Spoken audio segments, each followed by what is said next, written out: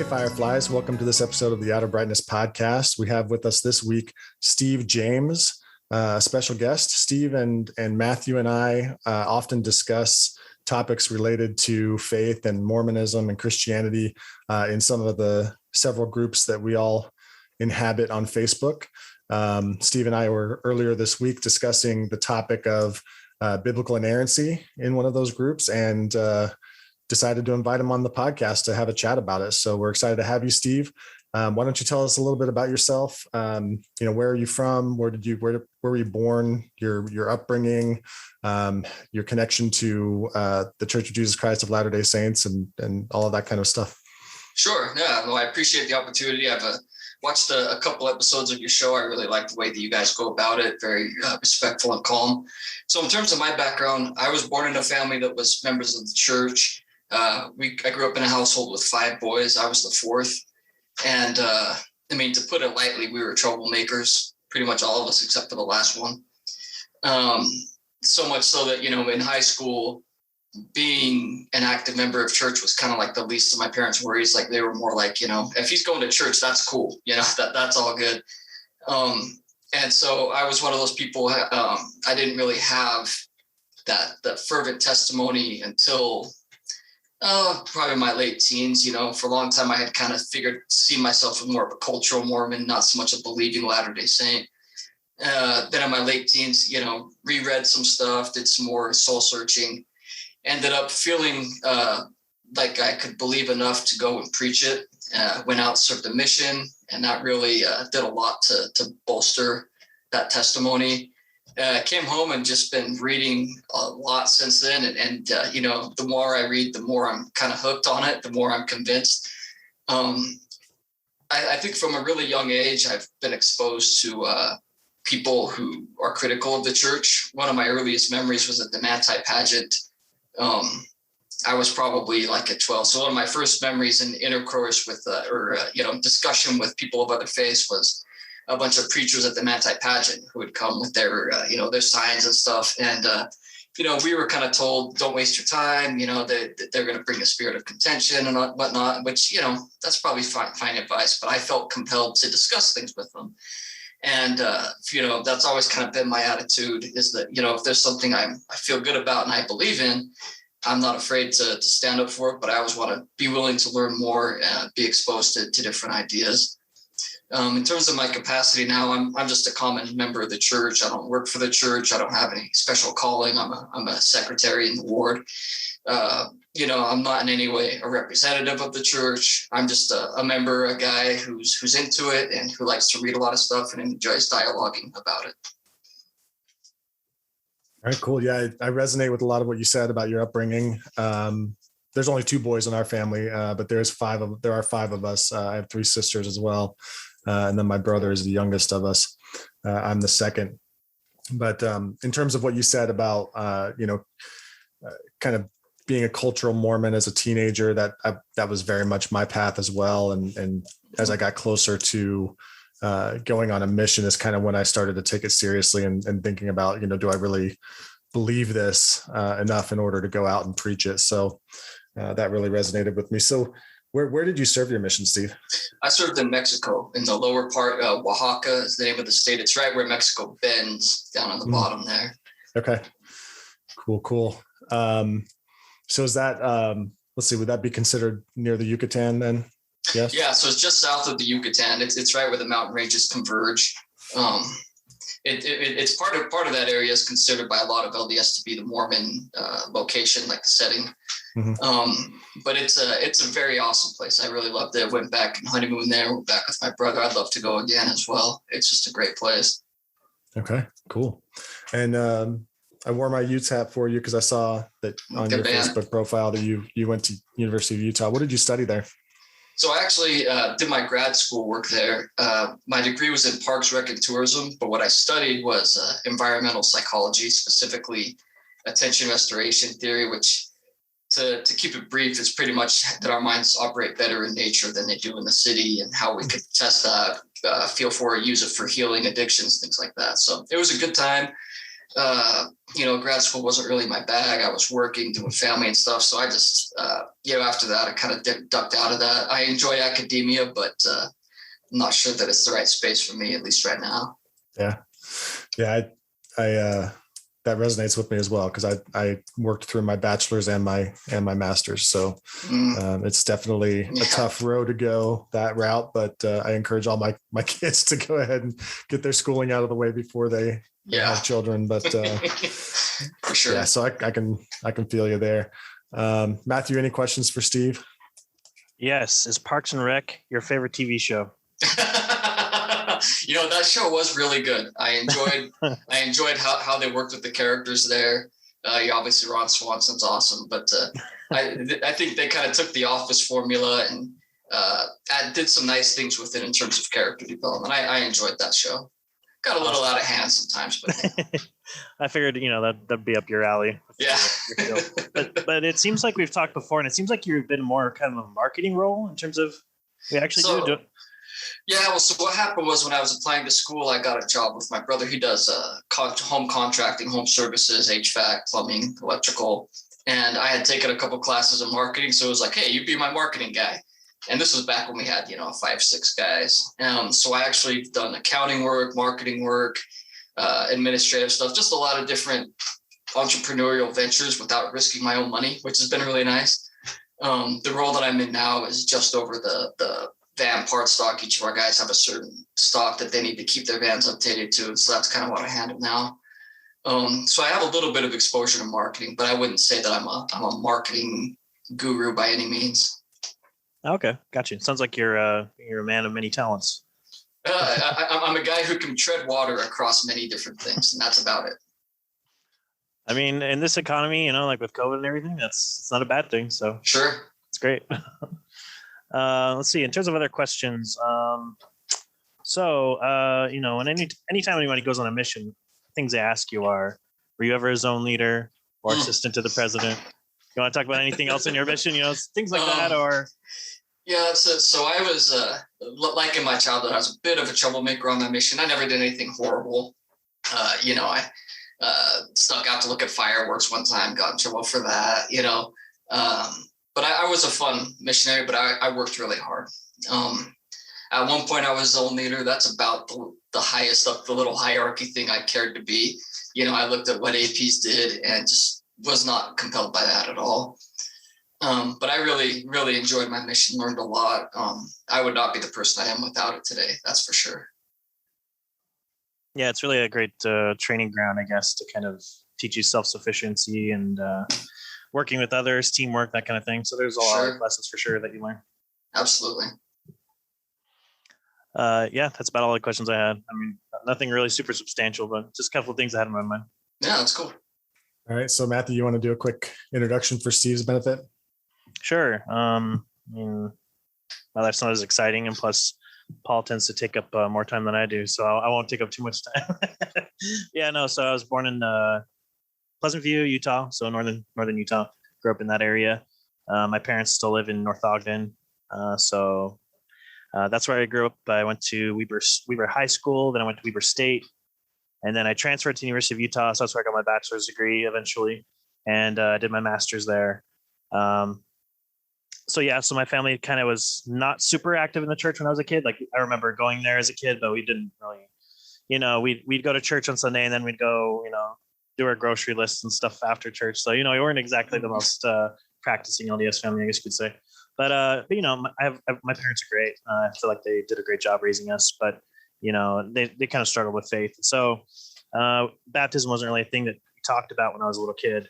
It was something my friends talked about, but I didn't really know what it was or really why it was important. And I remember asking my mom at some point, I don't know why the question came to my mind, but I was like, if I don't get baptized, am I not going to go to heaven? And they're basically like, well, I mean, yeah, you kind of do need to get baptized. So I was like, oh man, I gotta take care of that, So I was around 9-ish, I think, when that was. And then so I had the missionaries come and teach me. I received back then it was still the discussions. Before preach my gospel. So I received all those. And then I was actually baptized the same day as my sister. She's 2 years younger than I was. So she was 8 and I was 10. And then ever since then, I was kind of I was mostly active, up until teen years. Went to priesthood. I was ordained a deacon and then teacher, and then kind of went inactive like high school age. Came back to activity during college when I was kind of like, I don't know, I wasn't feeling really too great about my life. And when you're outside high school and starting college, you're kind of feeling like you don't have much direction, like you're trying to figure out how to do life and stuff. And I kind of felt convicted by some mistakes I'd made around that time. So I was kind of wanting to come back. And so then I came back to activity, and I felt like, hey, I really want to testimony the Book of Mormon. It was during the Gordon B. Hinckley had the Book of Mormon challenge that year. Yeah. But I barely started coming back in like October or November, and people would be like, "So have you read it yet?" And I'm like, what are you talking about? They're like, "Well, you should have known. You should have been starting in January." I'm like, I have no idea. So I didn't finish it that year, obviously, but sure. So I forget what year that was. I think it was like 2005, 6, somewhere around there. Sounds about right. But yeah, so then I was active in the church. I was ordained a priest because I hadn't been ordained a priest. I was in high school, and then eventually an elder, and then so I really wanted to go on a mission because I felt like, well, if I get a testimony of the Book of Mormon, which I felt like that was what I really wanted and desired. I felt like that's what God had given me at the time. I prayed really fervently, and I was reading it constantly, and thinking things through and all the issues that I had in my mind. And so when I felt like I had a testimony of it, then I was like, well, the obvious choice is to serve a mission. So put my mission papers in, and then got a calling and served in the Belgium, Brussels, Netherlands mission, which is defunct now, technically, I think. I can't remember. They've been swapping the boundary lines quite a few times since then. So it used to comprise all of Belgium. Okay, like 99% of Belgium, all of the Netherlands, and like a tiny little part of France on top near Lille. And so half the side, the north side would speak Dutch, and the other half would speak French. So I was called the French side. It was really weird. It was like 2 missions in one because we never really talked to the Dutch-speaking missionaries. It's like they were their own thing. But it was kind of cool because Brussels, that's where the European Union is, their headquarters. So that city, basically everybody speaks English because everybody's international. So it's weird. So the president and the APs would live in Brussels, and the office, elders and sisters. And the 2 APs, one would be from the French side, one would be from the Dutch side, but they would always teach in English. But since they knew both languages, in case they ran across somebody that didn't know that language, they could teach them. So it's kind of cool. Served my mission, came home, finished my bachelor's degree. Started. I mean, like we've gone more detail in our episodes about our journeys out of the LDS church, but there are just a lot of, things that I really struggled with for years and years, starting in about 2014, studying church history and things like that, and stuff that I had struggled with. And that's when I really dived deep into the Bible and really gained a love of the Bible and what it teaches on justification and things like that, and things that I hadn't really looking at the Bible in a way that hadn't been taught, in the LDS church. Like in the LDS church, it seemed like, from my experience, it's kind of like you don't go verse by verse in the Bible and talk about each verse in context. It's kind of like, as missionaries, you would talk about a doctrine in the Book of Mormon, and then you might reference the Bible, a couple of verses in the Bible here and there, and then you'd go back into the Book of Mormon. The idea was to always go back to the Book of Mormon. So really diving into the Bible, reading it, chapter by chapter, commentaries and stuff, it just like opened up a whole new world. And so, so that's kind of where I feel like God, was teaching me and leading me to an understanding of the Bible that I hadn't had before. So I felt like I was at a crossroads at a certain point where I felt like, okay, I have to either decide, I felt like the Bible is telling me that I'm declared righteous by God, by grace alone, through faith alone, just trusting in the finished work of Jesus, because like Abraham, he trusted in God and he was credited to his righteousness. I felt like I had to decide whether that I was going to stick with that or whether I was going to, continue where I was already going. So it was a really tough decision because at the time I was engaged to be married in the temple, and like we pretty much had everything planned and everything was set up. And then, I was like, had this faith crisis, and I was hoping to get through it and be like, have a stronger testimony. But it didn't work out that way. And so I just had to admit to her, I'm just like, I'm not at the same place anymore. I feel like I'm at a different place in terms of my faith, my testimony. And sure. So that didn't work out.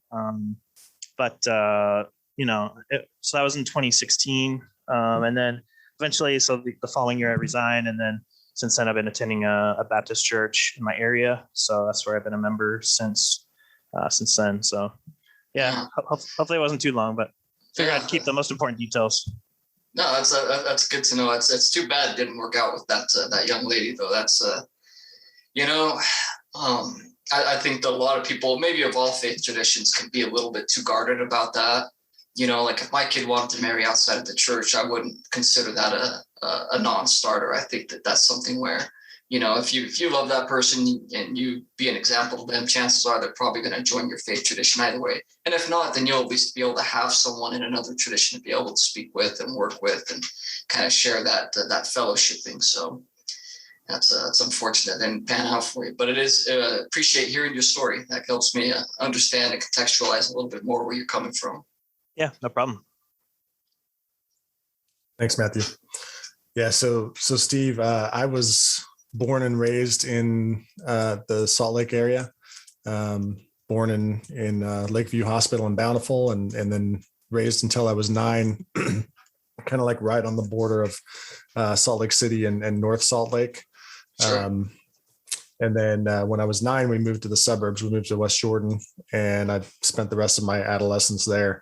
I was kind of a little bit of a hellraiser when I was a teenager. I ran with a lot of friends who were not LDS or were lapsed LDS kids, Mm-hmm. and kind of gained a reputation in my ward as one who cannot be trusted, I guess, and it was probably well deserved.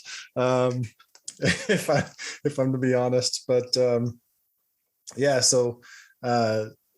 had some experiences in my teenage years where I think a lot of us kind of become aware of our sin, right? And had a conversation with my bishop in which he kind of helped me to understand grace and the atonement.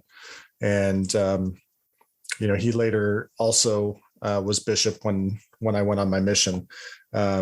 So just to kind of give you a flavor of how I was, my sophomore year of high school, I had an afternoon class for release time for seminary. So never had a problem making it my sophomore year. But my junior year, my release time was third period, which was right when my friends and I tended to leave school and go to breakfast.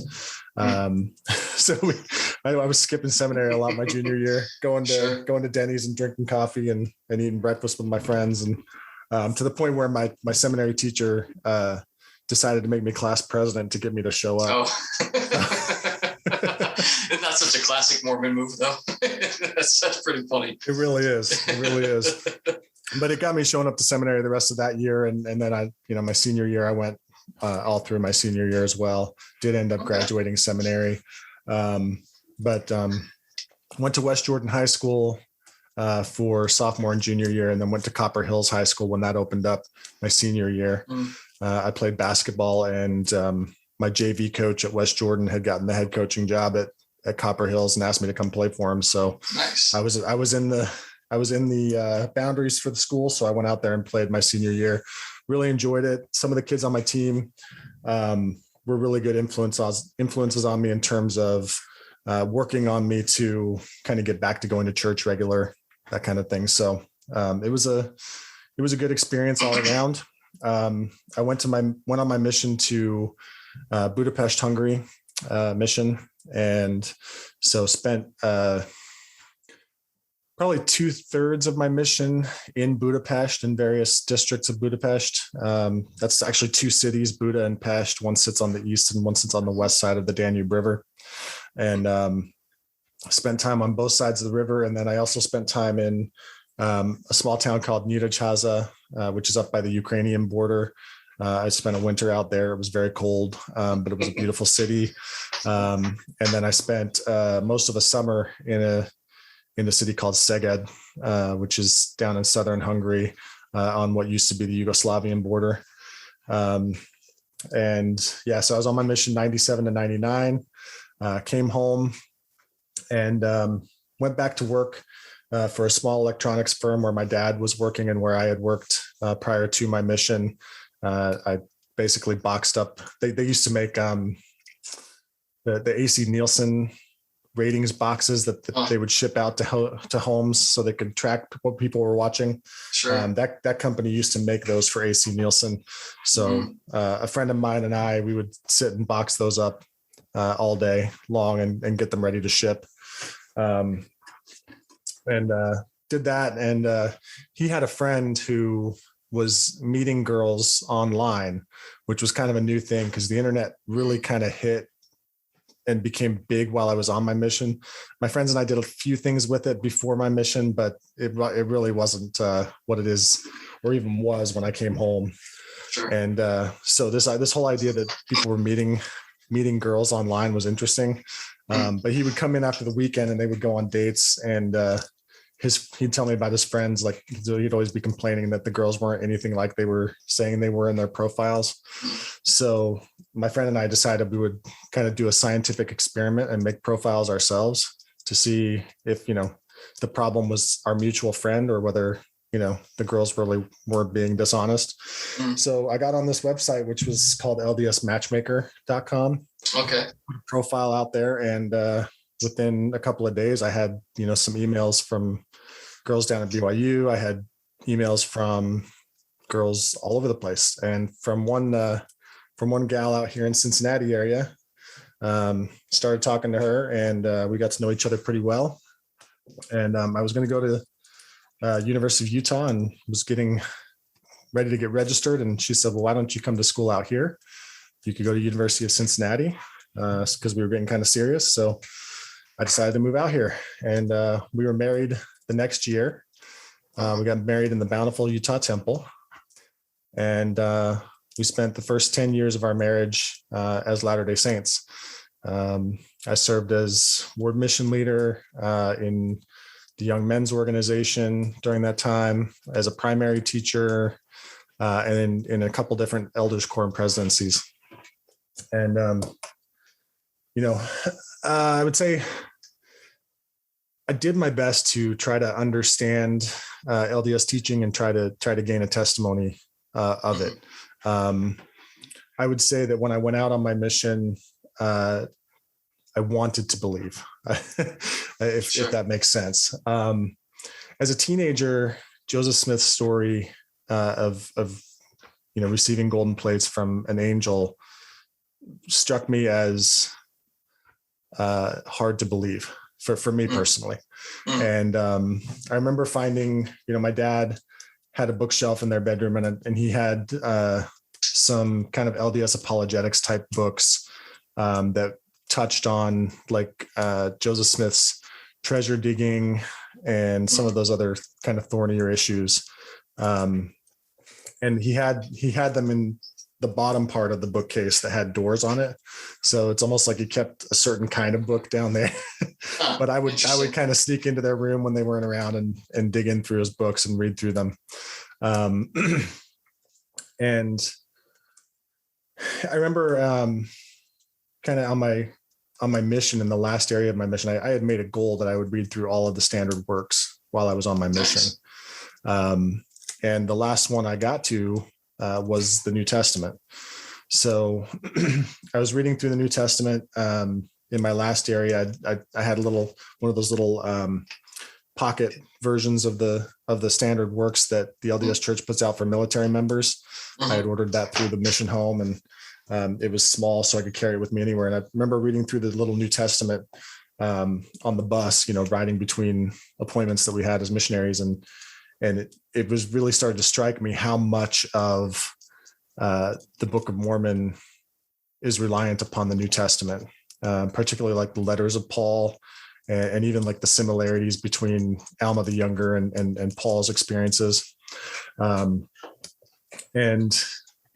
remember sitting on my bed in my last area. I really wanted to believe, and I would sit and daydream about coming home and going to work for the church as an archaeologist, studying archaeology at BYU, and going to like where you served your mission and finding evidence of the Book of Mormon. Because to me it made sense. Like it claims to be a history. And the whole narrative of golden plates assumes antiquity, right? Sure. So really wanted that to be true. And when I came home from my mission, I joined, I didn't join Farms, but I signed up for their Journal of Book of Mormon Studies, which is a publication that they put out. And I remember going to work. I was working at a Hershey Chocolate Warehouse at the time. And I would go to work there and pull orders to be put on trucks. And then I would go to lunch and sit in my car and read from the Journal of Book of Mormon Studies. And I remember reading through a lot of the articles. One of them in particular was about, what's it called? Uzella Stapa 5. It's the Tree of Life stone. Yeah. I mean, that's kind of old debunked stuff now, but yeah. Right. Yeah. But that for me, because it had once been seen as evidence, right? And once bolstered people's faith. And then to read this article, it's not really what we think it is. Mm-hmm. Those kind of articles were tough. So, but like I said, came out here, got married, spent 10 years really trying to make it work. And just kind of reached the place where, I really didn't believe that the Book of Mormon was historical. So I tried to go the route of, that a lot of LDS try to go now where, maybe it's not historical, but maybe it's still useful, right? Maybe it's still revealed. Yeah. And so that didn't really work for me for very long. I tried to make it work, but there was always kind of this nagging question in the back of my head about, well, why are there plates then in the narrative, But when I was finishing up my bachelor's degree at a small Catholic college near here, because I was studying business, but because it was a Roman Catholic college, they required you to take one religion class. So I took a New Testament class. And in that introduction to New Testament class, we studied through higher criticism, lower criticism, from a Roman Catholic perspective. But the textbook that we used was really good. And, it was really interesting to me. What kind of stood out to me during that course was that the Bible could be studied as history, right? There are ties back into archaeology, ties back into texts that actually exist. And that reminded me of an experience that I had before my mission. I went to see the Dead Sea Scrolls exhibit when it was at BYU in early 1997. And I saw, the replica of the great Isaiah scroll that had been found at Qumran that they tour around with that exhibit. And I remember thinking at the time, I was listening to the little Walkman thing that they gave you to play the tape as you walk through the exhibit, and it would tell you what you're looking at, that kind of thing. Yeah. And I remember they were making the tie back to the passages in the Book of Mormon where Isaiah is quoted and talking about it, speaking forth out of the dust. And that's, the Book of Mormon is like that. And I remember having kind of this moment there at BYU, like, but this is an actual text that's right here in front of me that really was found, and it just kind of was like a moment where I struggled with, here's this actual text, but the Book of Mormon plates, they're completely intangible. You can't see them. You can't check to see if what's written in the English version of First Nephi actually aligns, like you can do, and like scholars were doing with the research on the Dead Sea Scrolls, with the biblical record. So, those kind of experiences really drove me to want to study more deeply on the Bible and the history of the Bible. So I enrolled after I left the LDS Church. The year after I left, I enrolled in a biblical studies master's degree program at Cincinnati Christian University. And so I spent, 4 years studying biblical studies at Cincinnati Christian University. And once I graduated, then started considering, what does ministry look like for me, and started thinking about that and praying on it, and hit on this podcast. And so I pitched it to Michael Flournoy. I think you know him a little bit too. A little bit, yeah. And the three of us, he proposed Matthew join us, and the three of us started it, and Matthew and I are continuing it. So, yeah. Well, that's awesome. And I wish you guys success. Like I said, I've enjoyed that your podcasts aren't just, debate fest where, everyone just yells at each other the whole time. Kind of defeats the purpose of it. But no, I appreciate hearing your story. That definitely, again, kind of helps me understand where you're coming from. And, I think that both of you guys, the things that kind of pushed you away, I could see validity to at least that feeling of not knowing, you know, where things are at. Yeah, that's good. So do we want to jump into anything specific right now, or Yeah, I think we can jump into your outline. So just for our listeners' benefit, you know, we invited Steve on just for a conversation to kind of do in person via, or at least virtually, the conversation that he and I were having online about biblical inerrancy and how that ties into Latter-day Saint views of the Bible and scripture and inspiration and revelation and all of those topics. So Steve sent us over an outline, just kind of the things he'd like to talk about and ask us about. So we're just going to have a conversation. He'll ask us questions, we'll answer, and we may have some questions for him.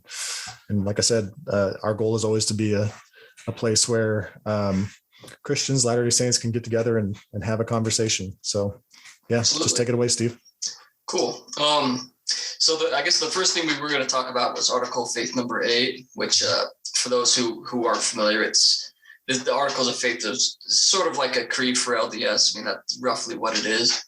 And the number 8 says, we believe the Bible to be the word of God as far as it is translated correctly. We also believe the Book of Mormon to be the word of God.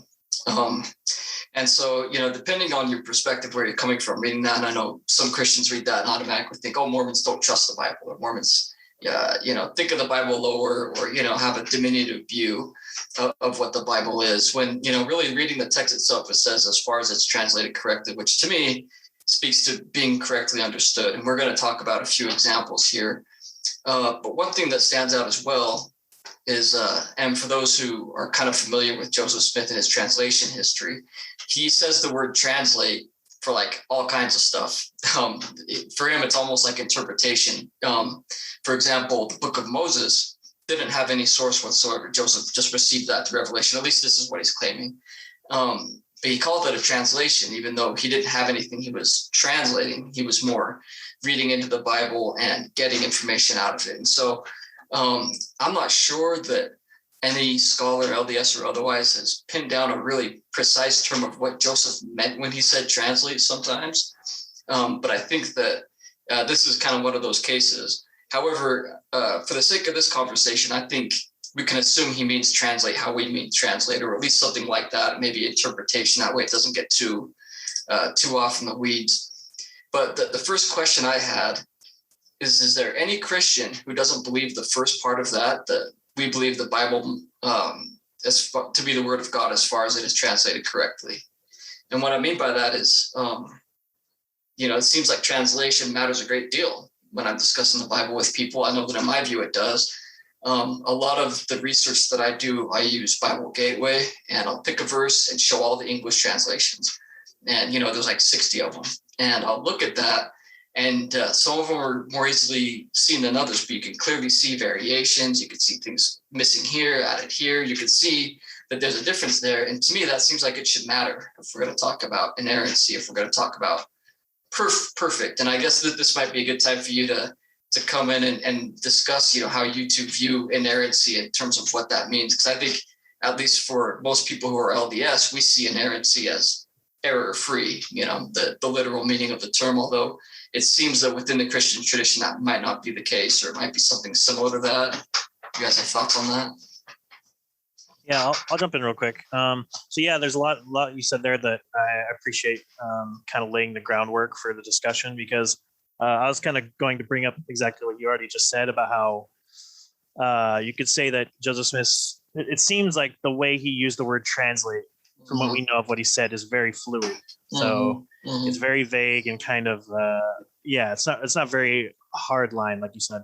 So that's why it's difficult to really answer yes or no to your question, where if there's any Christian that would disagree with that, you know, because it really requires having, you know, a defined set of terms, you know. So so like you said, if we use the term translate to mean like you take the original language, you know, so the scriptures are written in Hebrew, Aramaic, and Greek, and you translate it in such a way that the original intent or the original meaning of the text is conveyed in the target language.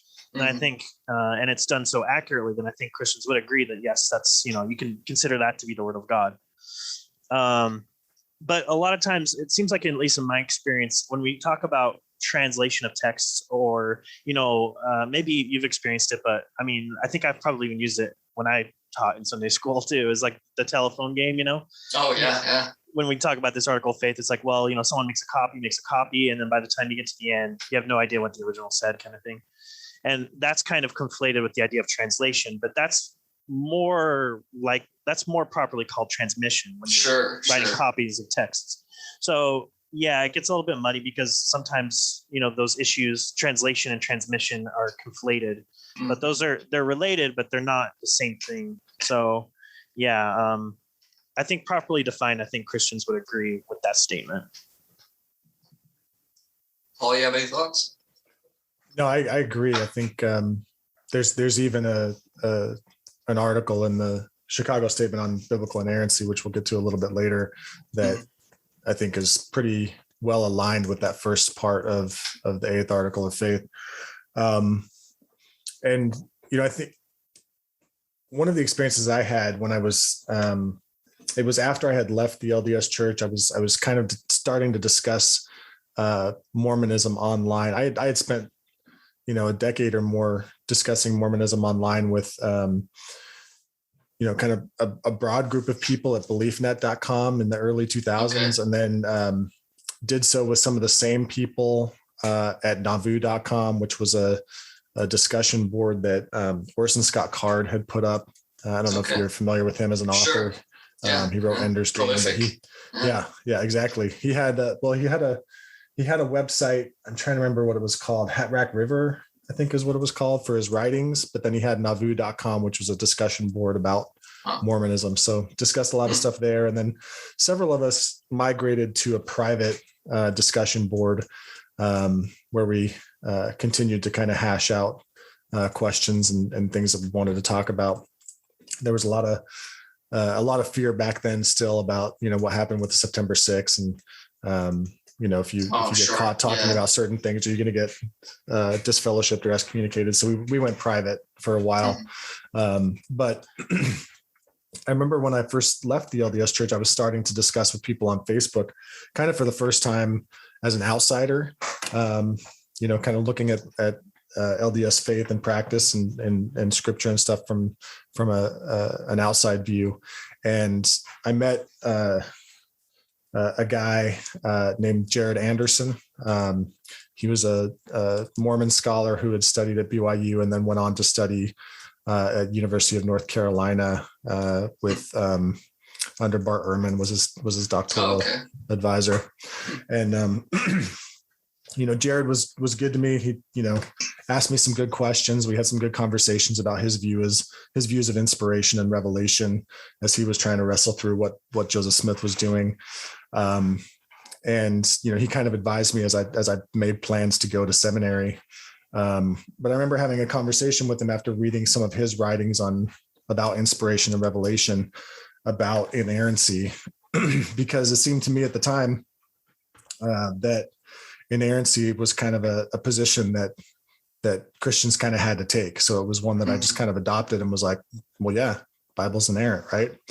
And he asked me some pointed questions about it. And I remember once I kind of got into studying in seminary and reading through the Chicago Statement and thinking through what the doctrine of inerrancy is, I realized that a lot of times there's some misunderstandings, even among people like Jared, who had gotten a doctorate, on what exactly Christians are affirming when they're talking about biblical inerrancy. And so you and I talked about that it's related to the autographs, right? The original writings. So it's kind of like what Joseph Smith was talking about when he said, that he believes the Bible as it fell from the pens of the original Hebrew authors, right? Mm-hmm. That's the idea, right? That, and it really is a theological presupposition, right? That flows from God's perfection, right? God is perfect and all powerful, so he can communicate with humans in a way that will be perfect, will get his point across perfectly, right? That's the idea. So that's kind of one misunderstanding, is like as we kind of been talking about, there's many translations, like you were saying, like when you look at Bible Gateway, there's a lot of different English translations, let alone other languages. And a lot of times Christians or Latter-day Saints maybe think, well, if there's differences in the translations, isn't that a problem for inerrancy? But rightly understood, again, the doctrine is related to the autographs. So it's the idea that God can communicate to people perfectly in the way that he wants done. So that's kind of one misunderstanding that I came across as I was kind of making a transition out and having conversations with Latter-day Saints. Any thoughts on that, James? No. I mean, I think that's useful. I mean, I guess I have a hard time seeing how that puts the traditional Christian in any different position than the Latter-day Saint with the Book of Mormon, because we don't have access to the autographs. We don't have access to the original Book of Mormon. I mean, at least here, we have belief that an angel came and confirmed it, witnesses who say they did. Whether or not you believe them, that's kind of up to you. But I mean, if we're always kind of chasing the perfection of this autograph that we don't have and almost certainly never will have, how does that, what kind of foundation is that, I guess? How does it not become just a tautology of reinforcing one view over another, if that makes any sense? Yeah, it does make sense. For me, as I've studied through it, where I feel I'm in a better position as a Christian is that there are thousands of ancient manuscripts for the New Testament. There's well over 500 or 5,800 manuscripts for the New Testament. There's many manuscripts for the Old Testament writings as well. And as scholars do what's called textual criticism, comparing the manuscripts, seeing where there are variants. And there are variants, but they can compare where there are variants, and that work began very early. Like if you think about the Church Father Origen, right, and when he created the hexapla, which it would be amazing if we had that, but we don't. But his idea there was take the Septuagint, which was the Greek Old Testament that the Christians used, compare it with the Hebrew Scriptures, and he had several versions of the Hebrew Scriptures. And then he had some other versions of the Hebrew Bible in other languages as well. So basically the hexapla, 6 columns side by side, multi-volume work of the entire Hebrew Bible. So Christians have been doing quote unquote textual criticism for a long time, because again, the idea is that God speaks to people in what he says and reveals and inspires his prophets and apostles to write is scripture and is God's word. So trying to get back to that original is important. And so, for me, where I feel I'm in a better position as a Christian is there's that manuscript history. Whereas for the Book of Mormon, that manuscript history doesn't exist. The plates were said to exist, but we can't examine them. And then there's no manuscript history of what was on the plates prior to that that can be examined either. Yeah, I mean, I might push back a little bit on that because we have a printer's manuscript and we have the original scribal manuscripts. About a third of it, I think we have left of the original handwritten. There's really good work by Royal Skousen, I believe is his name, who he's gone through those documents and compared them. Very interesting stuff in terms of what changes Joseph made right after the initial translation and what updates were made. But I mean, I guess where my mind goes in hearing that explanation, my first thought is, let's just hypothetically suppose Joseph Smith lived 1,000 years earlier, and everything happened the same, but there wasn't a printing press, so all of the Book of Mormon copies were done by hand. And then 1,000 years later, we came and found all those copies, again with some variants, but there'd be thousands and thousands of them. How would that be any different than the New Testament in that regard? Yeah, I think the difference for me is that with the Book of Mormon, what you have Joseph Smith saying is, I found some golden plates by aid of an angel, and those golden plates contained writings of ancient prophets. And so it's the manuscripts of the writings of the ancient prophets that are non-existent that is problematic for me. So it'd be kind of like the book of the law that was found during Josiah's reform in the temple that kind of became Deuteronomy, essentially. Yeah. If that makes any sense. Yeah, it does make sense. I would say if you want like a more correct analog to what Christians are talking about with the writings of the prophets and apostles, I would say it'd probably be what Joseph Smith produced as the Doctrine and Covenants, right? Okay. Where he's directly serving as the prophet, receiving the revelation. Now, I certainly get that, the argument is that he did the same thing with the Book of Mormon, but the Book of Mormon itself and Joseph Smith's claim for it is that it's an ancient record. So the claim is that Nephi and Alma and all of those people actually existed. So I would want to see their writings. I would, you know what I mean? Like that, theirs would be the autograph, is what I'm saying. Like Smith's is just a translation. Yeah. So if how would you know what to look for, I guess, is the next question there. Like let's say someone like John Sorensen finds some writings in Mayan that reflect, something found in the Book of Mormon. How would you know if that's equivalent to a textual variant you would find for the New Testament, different languages, things like that? How would one even know about that? I mean, I think if John Sorensen found a fragment of a writing that aligned with the writings of Alma, for example, that'd be very convincing. Yeah. But nothing like that has been found. So are you familiar with the story of Zosimus or Zosimus? Have either of you heard of that?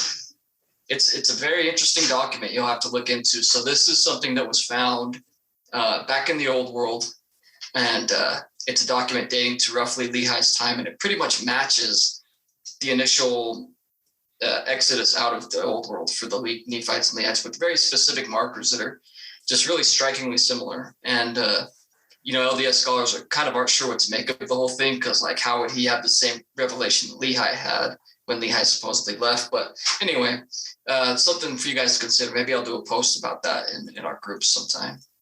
Yeah, it sounds a little bit familiar. Years ago, I read it's a book put out by Farms. I want to say it was called Book of Mormon Authorship Revisited or something like that, and it was a collection of articles by various scholars with Farms. It may have been covered in that book. Yeah, that's probably where it would be if it were. So, okay. Well, did you guys have anything that we missed or that you wanted to kind of get into in detail there? So, yeah, I wanted to ask with regards to the Article of Faith 8 specifically. So, the first part, we believe the Bible to be the Word of God as far as it is translated correctly. We also believe the Book of Mormon to be the Word of God. What are your thoughts on why the as far as it is translated correctly is not tagged onto the Book of Mormon as well?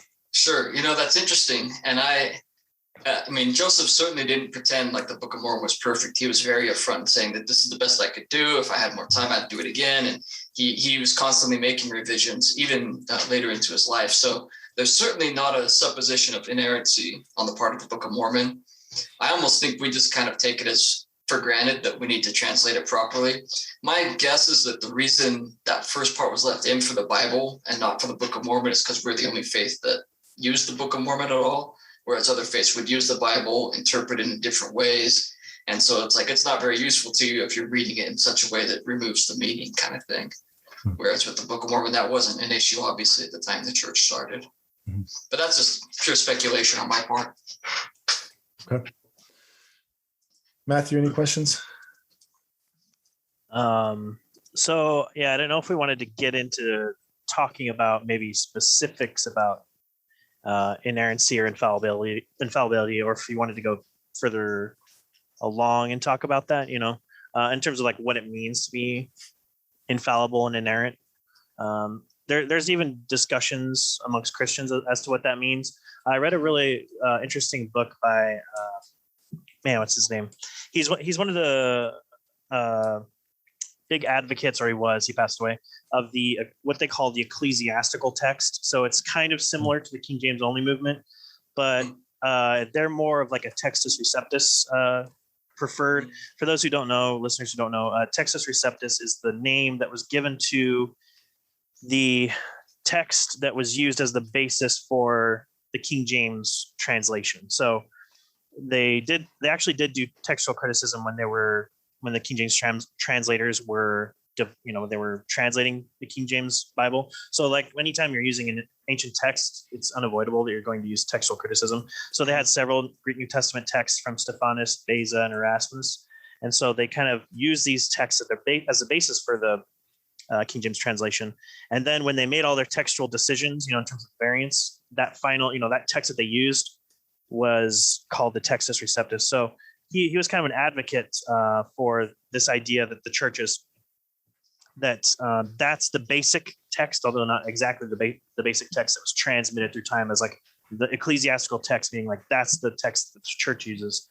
And he doesn't like the word inerrant. He thinks that that's not a good word to use, that we should be talking about infallibility, because in the sense that, he admits that there are textual variants in the text, in the various manuscripts, but ultimately most of those textual variants don't really have any significance in terms of doctrine, So for him, he wanted to talk about that in terms of like, well, the text we have, whether these are added by copyist errors or whatever, they don't ultimately change anything. So why does it matter that every single letter is perfect if the entire doctrine of the text is unaltered?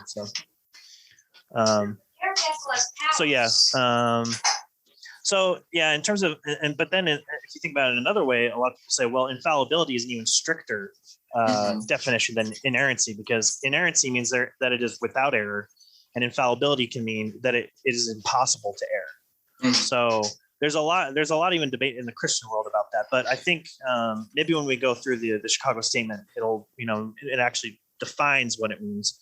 I think that's important because like Paul was saying earlier, I think there's a lot of misunderstanding is what infallibility and inerrancy actually mean. That we're talking about the autographs, we're talking about the original languages. And so, and we're not saying every single transmitted copy, not every copied manuscript is inerrant, because there could be, there's plenty of textual variants. There's more variants of the New Testament than there are words in the New Testament. Correct. So every time there's a misspelling error, that's a variant. Every time they skip over a word, that's a variant. So there's variants all over the place, which is why textual criticism is so important, because you have all these different lines of transmission, and then you can see, oh, they missed a word here, they misspelled it, and even back then, it's not, the spelling wasn't as systematized as it is today. So there's a lot of reasons why variants exist, and you could make a whole program about that, but I just kind of want to bring up, just kind of introduce that, I guess.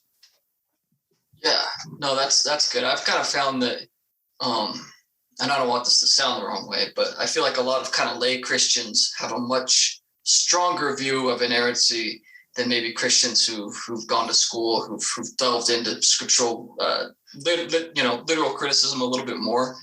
Like, for example, I'll encounter people online who say, every single word of the Bible, word for word, is exactly perfect kind of thing.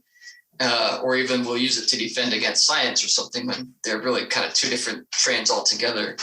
Whereas I'll look at someone like William Lane Craig. He has an interesting interview I found where he kind of puts inerrancy as a corollary of inspiration, and he kind of defines it as on the edges of one's testimony. Like, it's not super important to care about inerrancy so much as it is to care about Christ. And I don't know how much of that is maybe him, kind of couching the language, but that to me feels like a lot more like what the LDS would view in terms of inerrancy, inspiration, something that has been influenced by God in some way.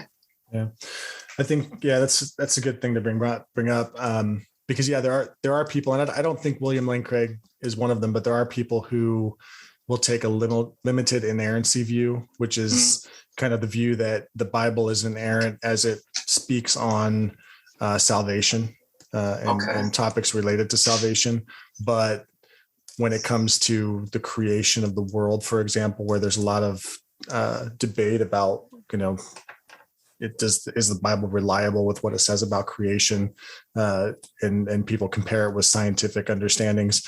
So people will say they'll take that limited inerrancy view where it's inerrant when it comes to salvation, but it's not necessarily inerrant when it comes to other topics. What I would say about that is the doctrine of inerrancy actually does include other topics, right? The doctrine of inerrancy says that the Bible does not err on anything it says about any topic. Now, where I may be a little bit different than some other people that you might speak to. Is I'm a biblical studies guy. That's what I studied in my master's degree. So I'm not, although I took systematic theology courses, I'm not a systematics guy. So when it comes to say the creation of the world, inerrancy doesn't mean that the way we've always, or the way that, some Christians have always understood what the Bible is saying there is inerrant, right? Mm-hmm. It means that what is communicated there by God is inerrant. Even if it doesn't align with scientific understandings, maybe it's not meant to. Exactly. Right. Mm-hmm. But it's still inerrant in what it's saying about who God is as creator. Mm-hmm. So understanding the cultures into which God spoke is really important for a biblical studies guy like me. Yeah. No, I think that's a very, very basic point of view. Absolutely. So it's a little bit different from the limited inerrancy view. It's more of just like a contextual inerrancy, I guess. Yeah. I don't know how you would describe it, but that's a nice description there, I think. Yeah. And I would say LDS would be fully on board with that as well. We thank you for tuning into this episode of the Outer Brightness Podcast. We'd love to hear from you. Please visit the Outer Brightness Podcast page on Facebook. Feel free to send us a message there with comments or questions by clicking Send a Message at the top of the page, and we would appreciate it if you give the page a like. We also have an Outer Brightness group on Facebook where you can join and interact with us and others as we discuss the podcast, past episodes, and suggestions for future episodes, etc. You can also send us an email at outerbrightness@gmail.com. We hope to hear from you soon. You can subscribe to the Outer Brightness Podcast on Apple Podcasts, CastBox, Google Podcasts, Pocket Casts, Podbean, Spotify, and Stitcher. Also, you can check out our new YouTube channel, and if you like it, be sure to lay hands on that subscribe button and confirm it. If you like what you hear, please give us a rating and review wherever you listen and help spread the word. You can also connect with Michael the Ex-Mormon Apologist at FromWaterToWine.org, where he blogs, and sometimes Paul and Matthew do as well. Music for the Outer Brightness Podcast is graciously provided by the talented Brianna Flournoy and by Adams Road. Learn more about Adams Road by visiting their ministry page at adamsroadministry.com. Stay bright, fireflies. Lord, to whom shall we go? You have the words of eternal life, and we have believed and have come to know.